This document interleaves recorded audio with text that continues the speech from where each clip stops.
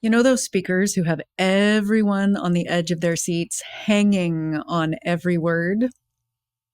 You know the ones who make you feel like they were speaking to you and for you the whole time.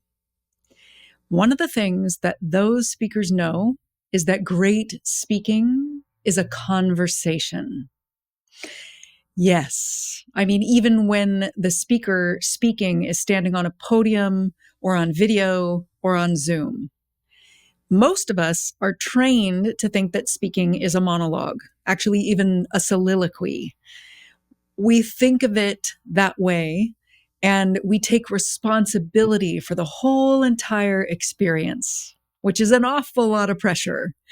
It seduces us into performing for them like a dancing puppet rather than talking to them. Once we commit to giving a speech or a talk, we start to think of it as an experience of separateness. I'm here and you're over there, and we're two separate entities in two different places. And then if fight or flight starts to kick in, we might even start to think of it or feel like it is an adversarial experience. It's the audience versus me.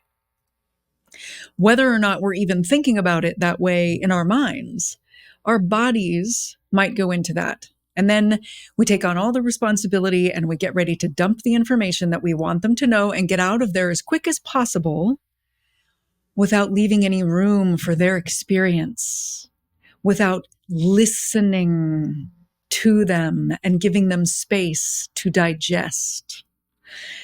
Most people in the speaking world don't say this advice anymore. And yet, this is part of why one of my biggest pet peeves is the old picture the audience in their underwear thing to get over the nerves. Because if we're picturing the audience in their underwear, we're not really connecting to them. We have no chance of listening to them, which to me is really disrespectful. Great speaking really, truly is a conversation.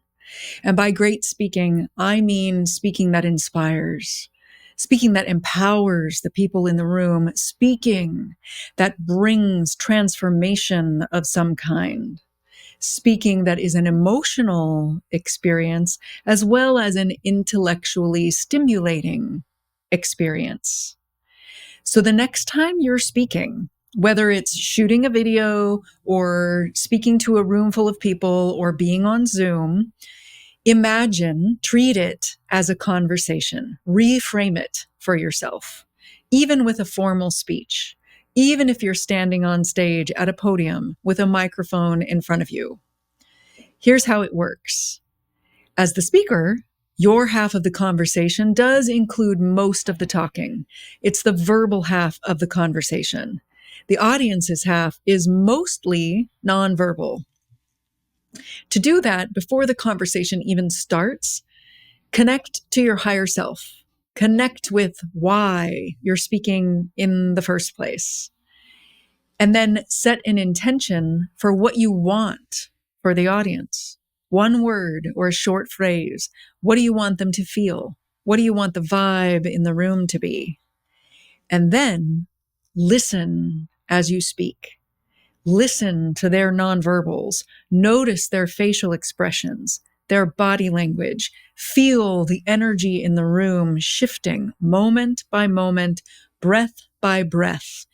Feel their movement toward that intention that you set.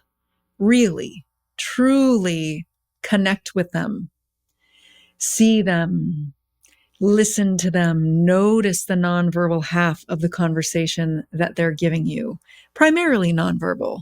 There may be places where they laugh or cry or or nod and make noises of being with you and conversing with you back toward you.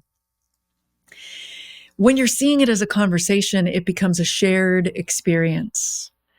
Your audience will feel seen, even though you may be the one in the spotlight on the stage.